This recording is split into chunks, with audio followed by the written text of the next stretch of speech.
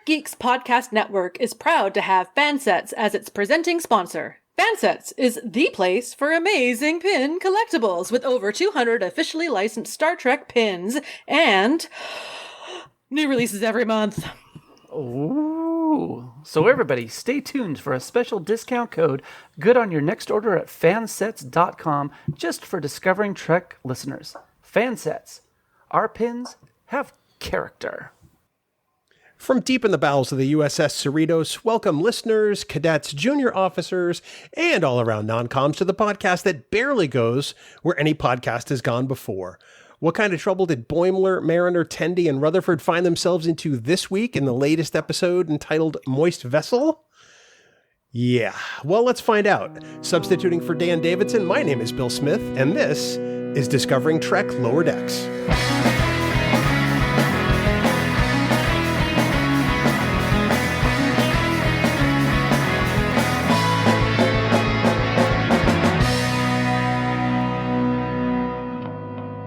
Thanks so much for joining us, and welcome to Discovering Trek, the Star Trek Universe companion, presented by Fansets. Each week, we're here to break down the latest Lower Decks episode and hopefully have a whole lot of fun doing it. We like to consider ourselves the finest waste extraction team aboard the USS Cerritos, because when we aren't cleaning it up, Kasey is at least dishing it out. Oh, yeah. And there's really nobody better to have on this team than these two following wonderful people. First up, she loves to talk Trek with her good friend Haley over on the popular Rewind here on the Trek Geeks Podcast Network. She is working hard to invent an internet connection in Canada that actually works. So she'll probably be busy for the rest of forever, eh? She's the engaging and mellifluous Sara. Sara, welcome aboard. Thanks, I just swallowed a burp. You're welcome. That's how we do it. That's how we roll. And then there's this guy. He's been a producer on the Trek Geeks Podcast Network since day one of our Patreon, and we felt so sorry for him that we actually made him a voice on the network. And whether that was a good or bad thing, we're really not sure yet. He's the beautiful and still yet untested Kasey Shafsky. Hey, Kasey. Hey there. I know for sure what's going on, and I was told there would be no tests.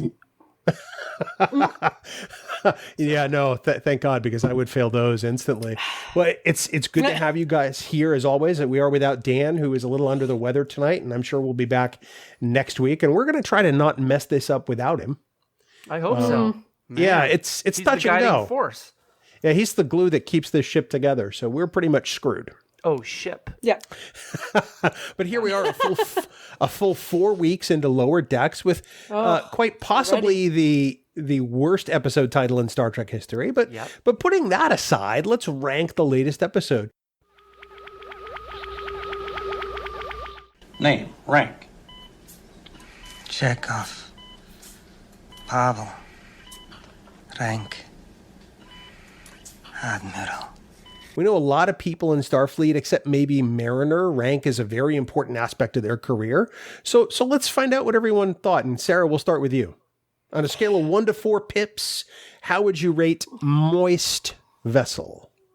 I'm going to give it 3 because it made me laugh a lot, but there was some stuff that I was kind of like, meh. In the words of Bill, meh. Meh. That's such a great quote. I love that one. That Bill guy is pretty smart. Kasey, what about you? How many pips and no spoilers, of course? No spoilers, absolutely. Barely 2 pips. I wasn't digging this episode that much. Wow. That's fair. I think I come in right at a solid 2. I didn't dislike it, but I didn't love it. I thought there were enough funny moments. I thought there was a Star Trek story at the heart of this. But there are just some weird things that I'm trying to get past. So I'm sure we're going to talk about that more next. But before I regale the masses with the patented Discovering Trek 6-sentence recap, Sara, why don't you tell everyone how they can get in touch with us to provide their thoughts on Moist Vessel? Priority 1 message from Starfleet coming in on secured channel. Yes, please don't talk moistly because COVID. On both Twitter and Facebook, you can find us at Discovering Trek. In both of those places, you can leave us comments, questions, or tell us what you would do if you had to work aboard a starship with your mom. And if you'd like to leave us a voicemail, you can do so by going to our website at trekgeeks.com and clicking on the giant blue button on the right-hand side. Right, the right-hand side. It's the right side. Right side. Please remember, though, the other right, not the, Please remember, though, that any comment you leave us could be used against you in a court of law or on a future episode of Discovering Trek. Bill? Both of those 100% true. Thanks, Sarah. You got it. Black alert. Black alert. From here on in, this episode of Discovering Trek contains spoilers. So if you haven't watched episode 4 of Star Trek Lower Decks, then stop listening right now. No, seriously, just stop. Don't do it. Go away. Go away. Go over to CBS All Access or whatever weird Canadian channel you watch Lower Decks on and then watch the episode. Come on back here to Discovering Trek. Otherwise, you're going to run the risk of finding out plot developments and character details for Moist Vessel.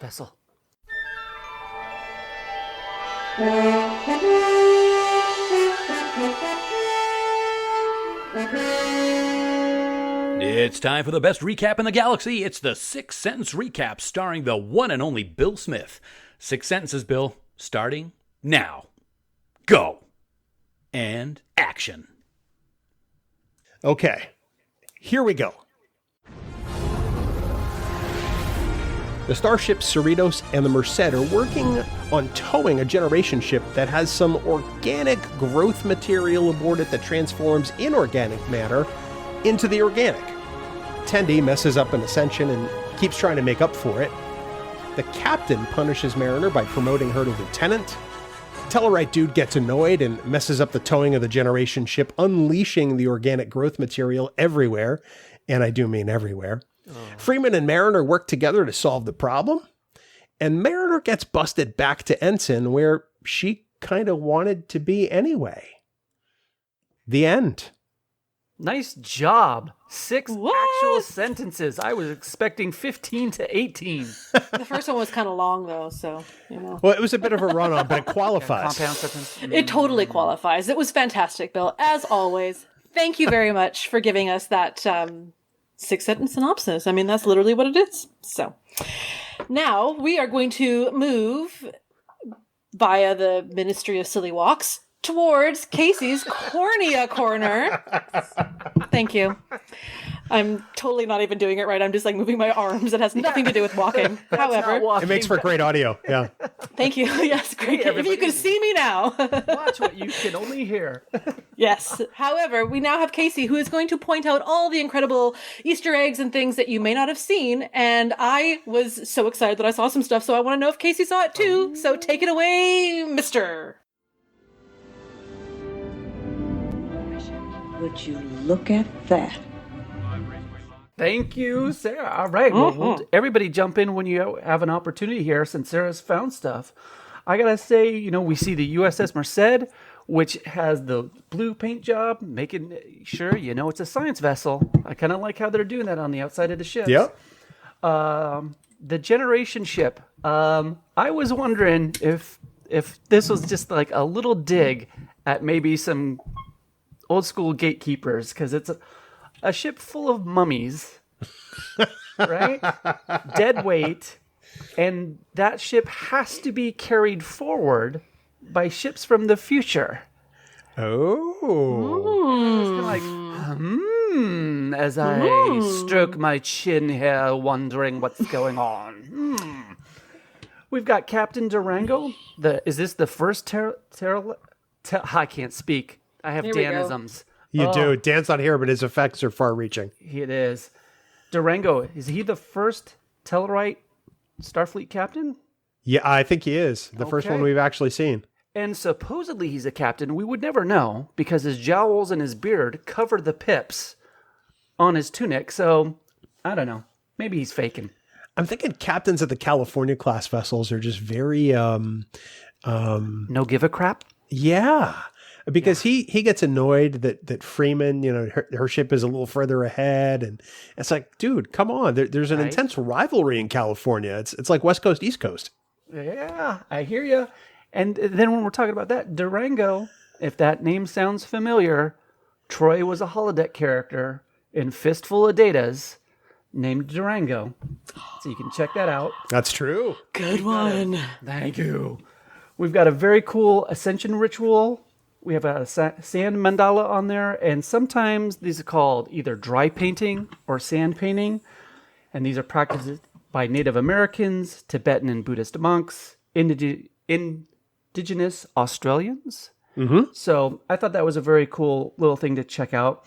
We get mentions of Qs, travelers, Moriarty on the holodeck. Poor Moriarty. Never leaving that damn holodeck. Ever. We get a nice little shout out for the Temerians from TNG episode Darmok.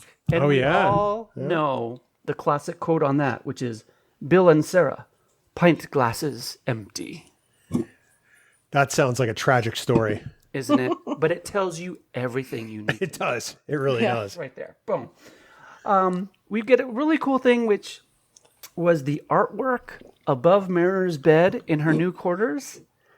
And we saw that in TNG's Best of Both Worlds. That was artwork done by Rick Sternbach. And I actually found out that information on his Facebook page because I was looking at it and I thought, okay, that's there for a reason, but I couldn't pinpoint it. And then he wrote about it. I was like, hey, thanks for doing my job. I appreciate it here. Once again, we find out phasers have another setting. Stun, kill, remove graffiti, and now clean carbon.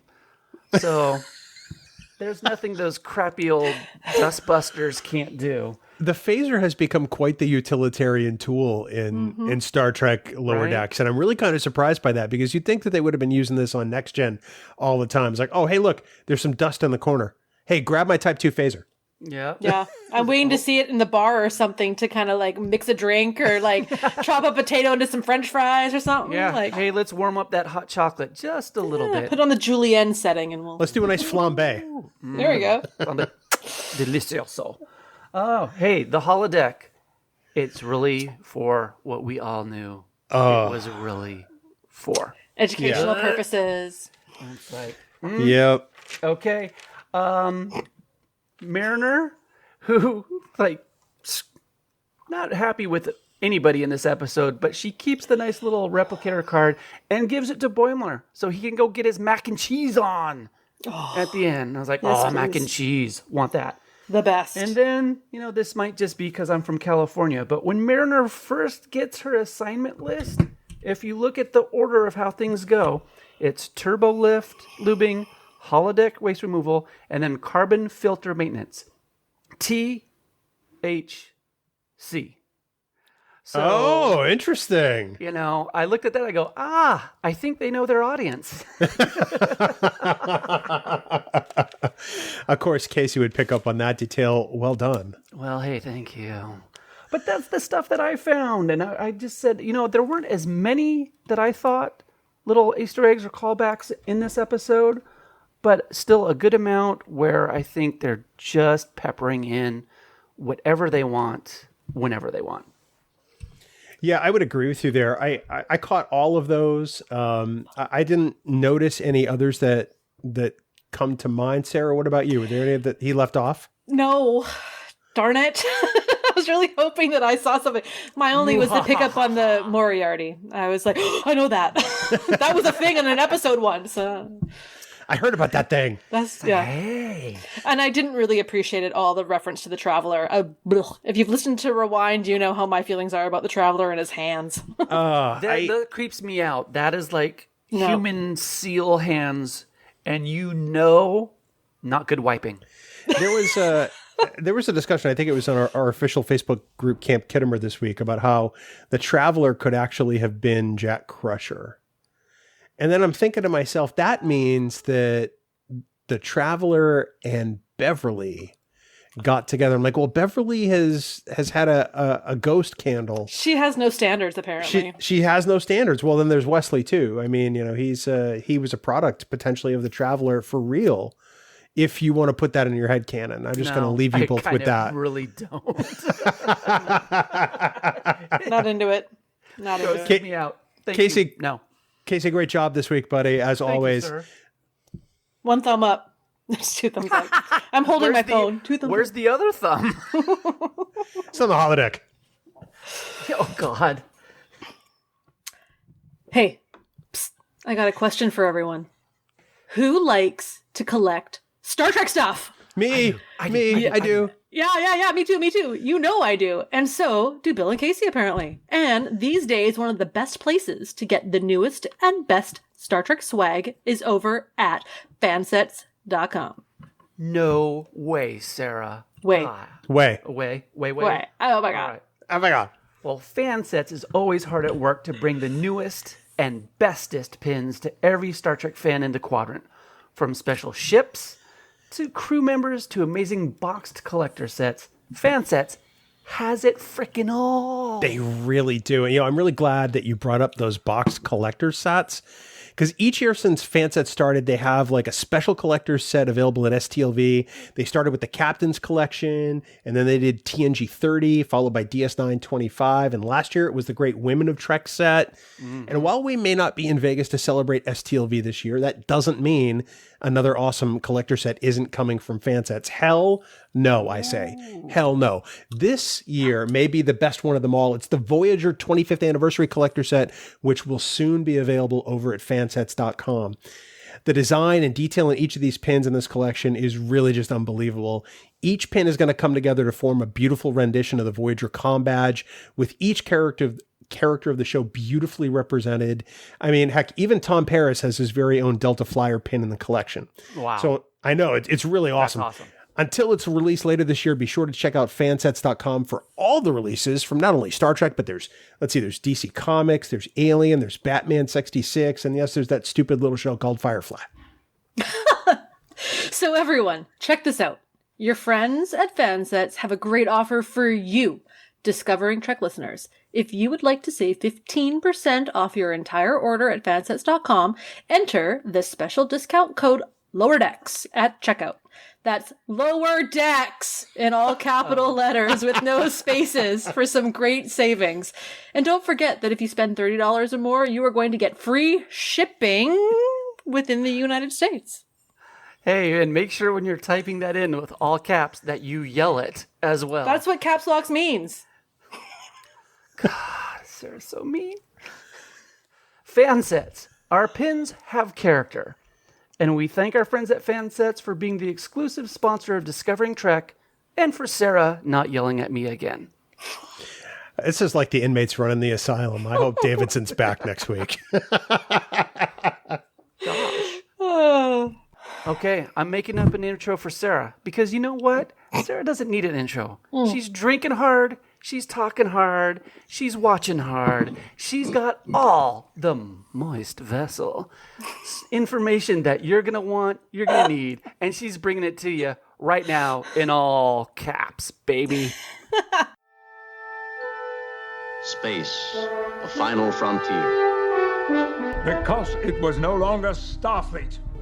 So, this is a huge victory for the good guys. You know, I'm really easy to get along with most of the time. But I don't like bullies, and I don't like threats, and I don't like you. Let's make sure that history never forgets the name. Enterprise. Hit it. With that intro, I wanted to also be like, and also Walk Hard, the Dewey Cox story. Walk hard. All right. We got vessels. We got damp vessels. No, we got moist vessels. Damp, mildly undry vessels. This episode, you guys gave it 2s and a halves, whatever number you gave it. I gave it a 3 because I found it so funny. Like, I LOL'd on this one more than the other ones, but I did find, there's some stuff that I was just kind of like, meh, whatever. Like, we have our opinions and that's okay.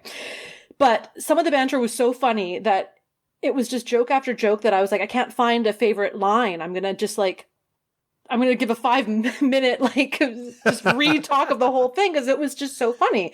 So here are my 5 top, quotes, lines, however long or short they are.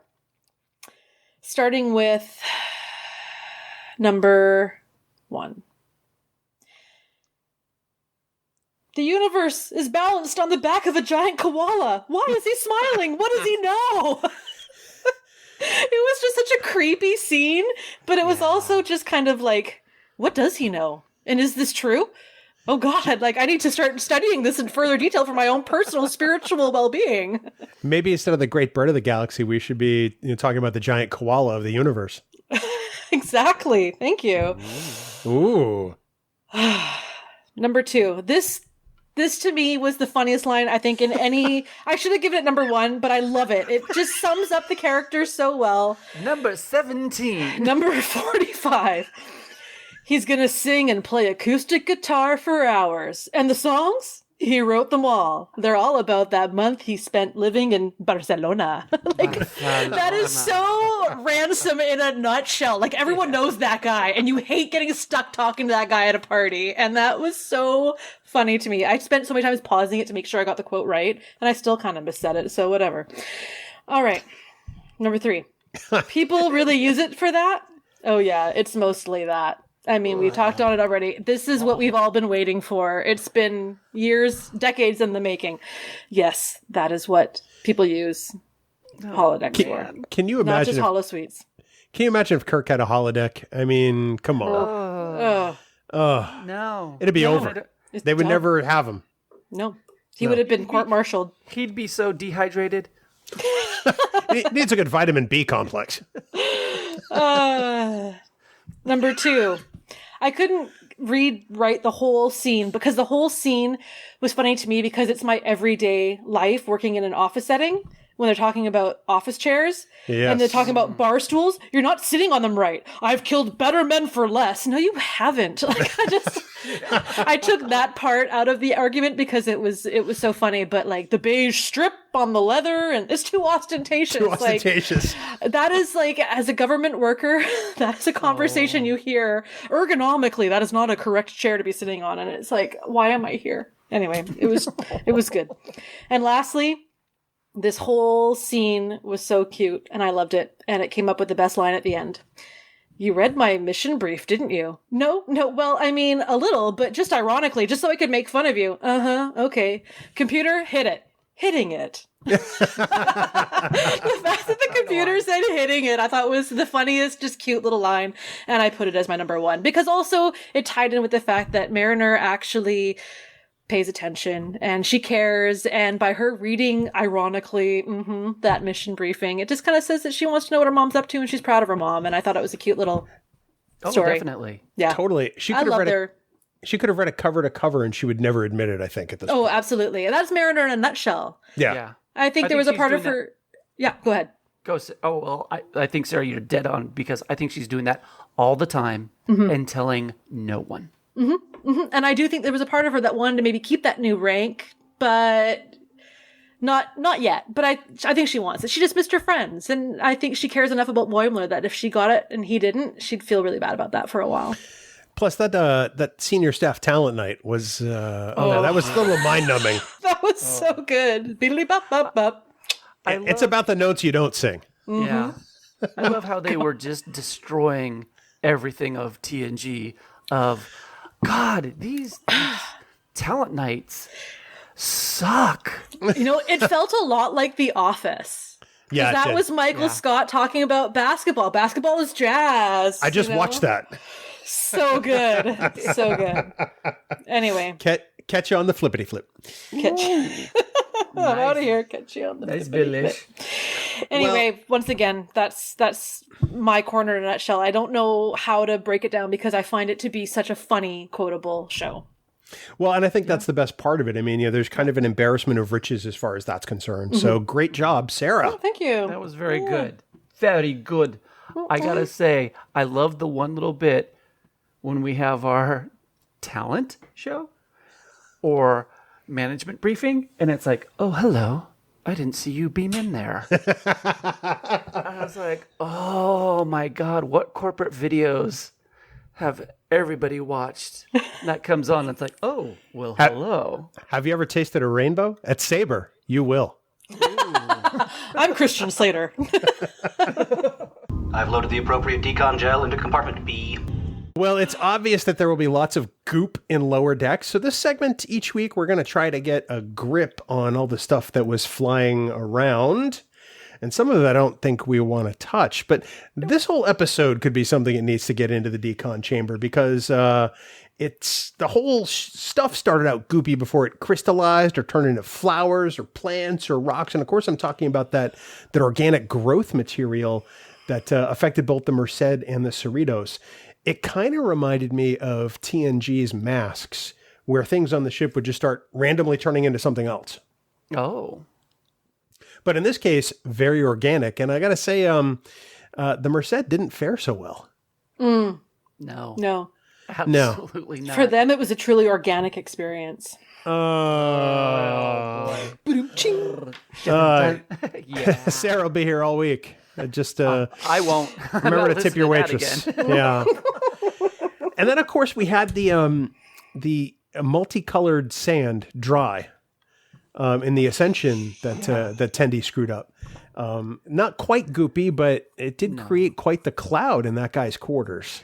Didn't it? And when you thought about that, I go, if this person has been working X amount of years, 10 or whatever, to produce that thing, and you're the one to sneeze, fall on it, whatever it is, it's like there's no recovery.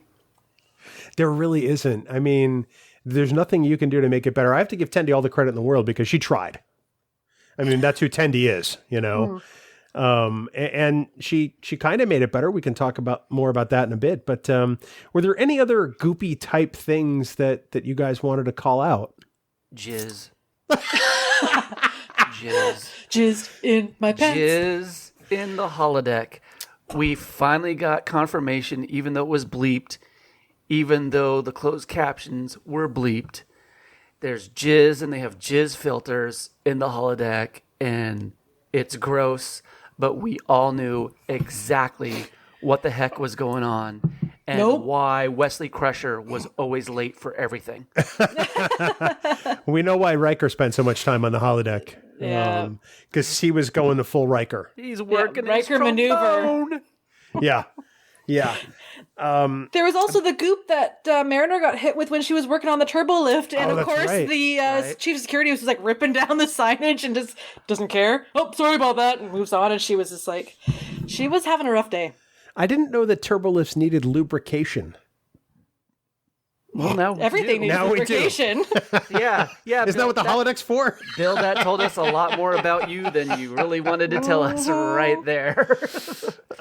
So a different kind of decon chamber this week. For once, Boimler was pretty much spared, which is kind of a first. This is 3 weeks in a row we got nailed by something, and poor kid just sort of skates free this week. So. Was he in the holodeck too? Not at that time. Not at that time. Boims got off clean this time. Well, there's always next week. We'll see. I hope. Let's see. And now it's time to get in the aforementioned turbo lift and go all the way down to the lowest of the lower decks to discuss some of the other elements of this week's episode in Deck 47, sponsored by our friends at Science Division. They're the makers of the galaxy's first interactive Tribble that you can control with your own smartphone. These brand new Tribbles will be an incredible addition to your Star Trek collection, and you can find out more at sciencediv.com. Science Division, Trouble's never been this fun. And neither have you, Kasey.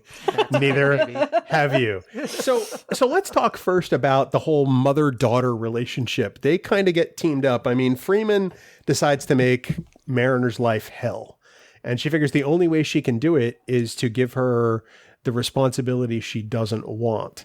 But when the organic growth material starts hitting the fan, and the fan starts turning into plants and stuff, they had to do something, and they had to work together to do, which I thought was very Star Trek at its core, Sarah. I love a good mother-daughter dynamic storyline, personally. And this one is very traditional, but still kind of a bit of a riot to watch. Like, she's annoying her, and she's annoyed by her, and she wants her gone, and she can figure it out. But there's such a deep respect really at both ends that exists. It's just they don't want to talk about it. No, they're both so stubborn. They're not going to be the first to admit that they're like, I'm proud of you. but they are. And you see it in this episode. And I think this was the first episode that really took it to the next level. And I love it. I think it's hilarious. And I can't wait for everyone to find out the truth. I want them to drag it out, but I don't want them to at the same time. I want everyone to know, especially Ransom, if he's kind of had some feelings towards her. And now he's going to realize, oh my God, it's the captain's daughter. Like, now I want her even more because it's forbidden fruit. But I thought it was a good episode because of that. That's what it was. That scene, that storyline and the humor that made me give it the 3. Okay. Personally. I think that's fair. I think it would be better if Ransom hooks up with her before he finds out that it's Freeman's daughter. Oh, for sure. Yeah. Oh yeah. Yeah. Because I think that would be the best way to go, because I mean, that's going to put him in the doghouse for sure. I have to believe. I want them together in the holosuite and she walks in. And it's like, oh, there you go. Yeah. I can see you've given this some thought. Oh, I've thought about it. Yeah, I think it was pretty evident that Ransom doesn't know, just based on the things he said. Yeah, not at all. No, Boimler doesn't know. No, absolutely not. And it makes me wonder why. Yeah.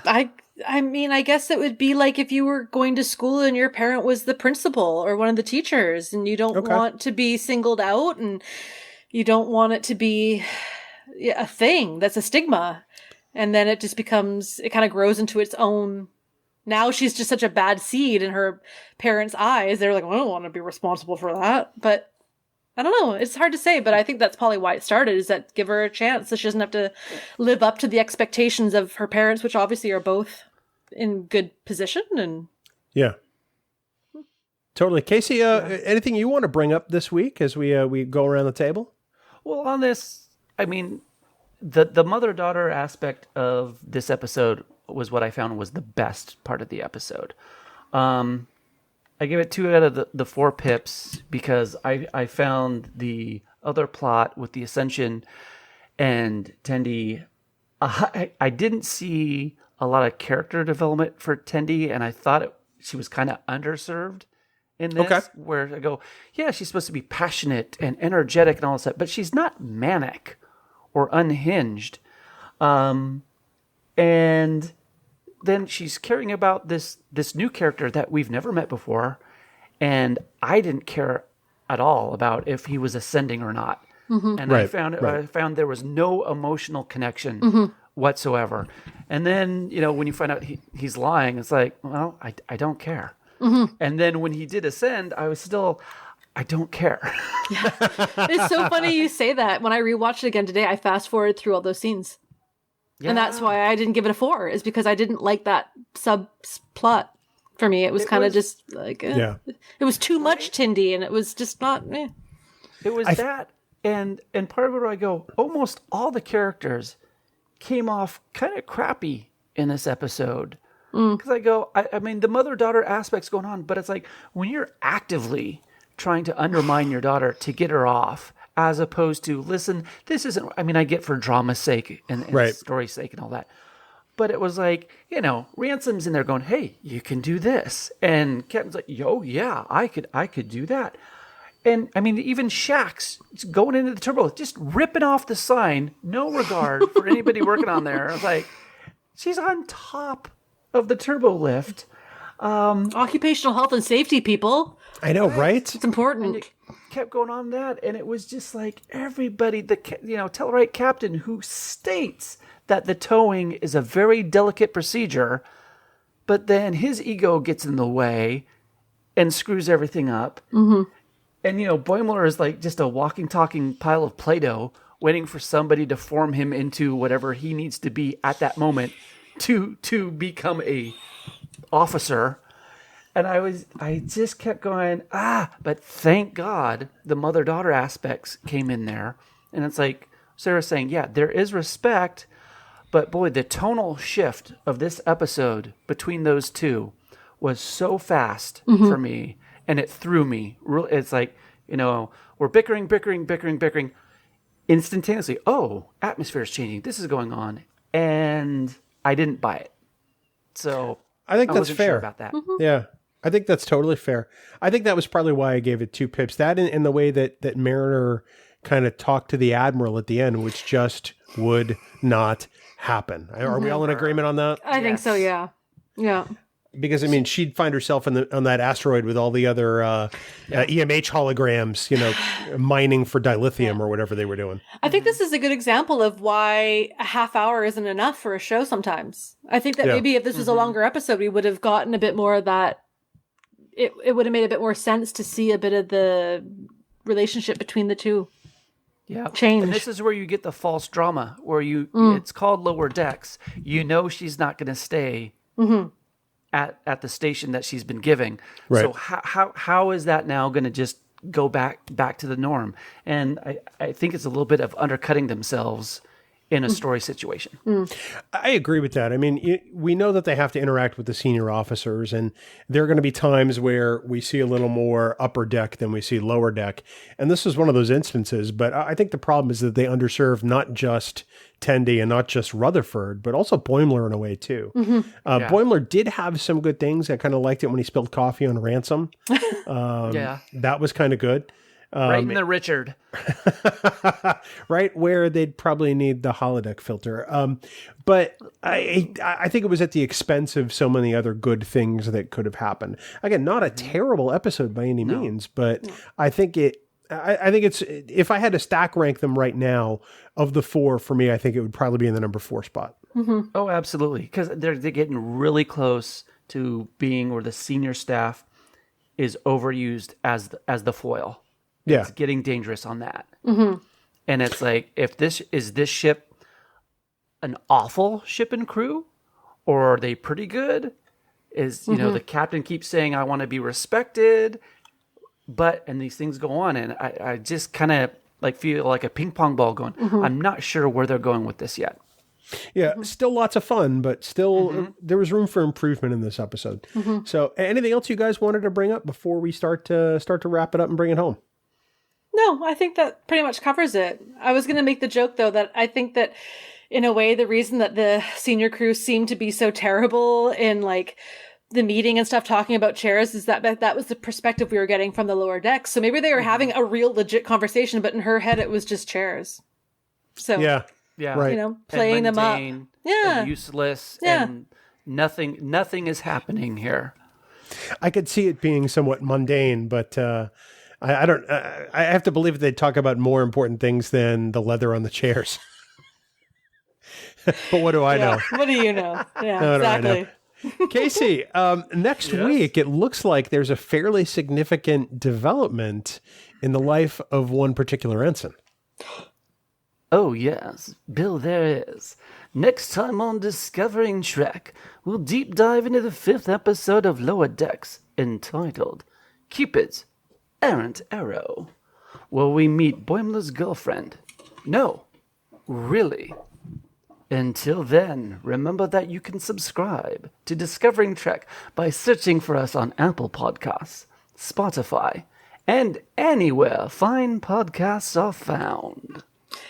Plus, you can now support Discovering Trek and the Trek Geeks Podcast Network by subscribing to bonus content on Patreon, get access to the raw audio of all our podcasts, and a lot of other perks. Do it, Bill, do it. Dan, hurry back. I mean, we're running amok. We'd like to take a moment to recognize the following amazing producers of Discovering Trek, and we are incredibly thankful for their support. I'm not gonna go all cockney on our producers. Cockney would be perfect. No. For this episode. Hello, Cantrip. Now there's Ken Tripp, Charlie Mulvey, Chris Trabuzio, Craig Ewing, Jackie and Chris Hackney, Leonel Marchand, Matt McGonigal, Mike Bovia, Sean O'Halloran, Peter Craig, Ken Bird, Jamie Rogers, David Hood, Rachel Delaney, Kyle Castillo, Chaz Bradshaw, Kimberly Hartman, Christina Werther, Steph Lescue, Jim McMahon, and the lovely and talented Jess Vashon. If you would like to support Discovering Trek and the Trek Geeks Podcast Network, beam on over to patreon.com/trekgeeks, where subscription levels start at $1 a month.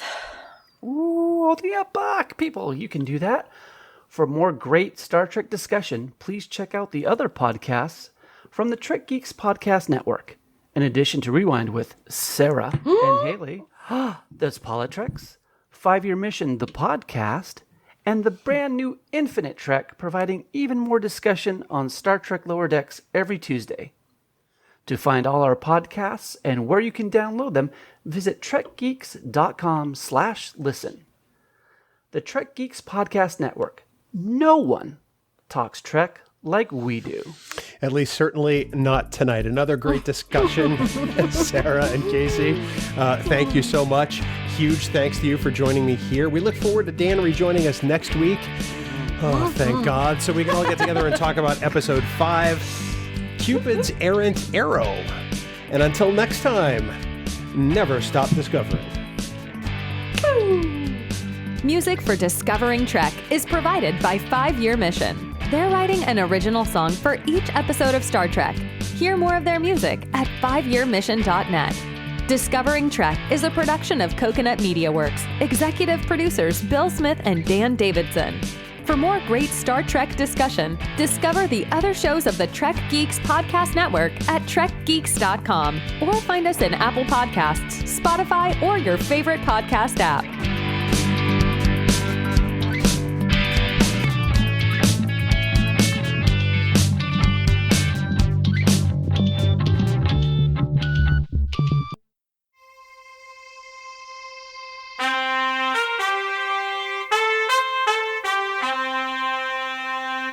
Coconut.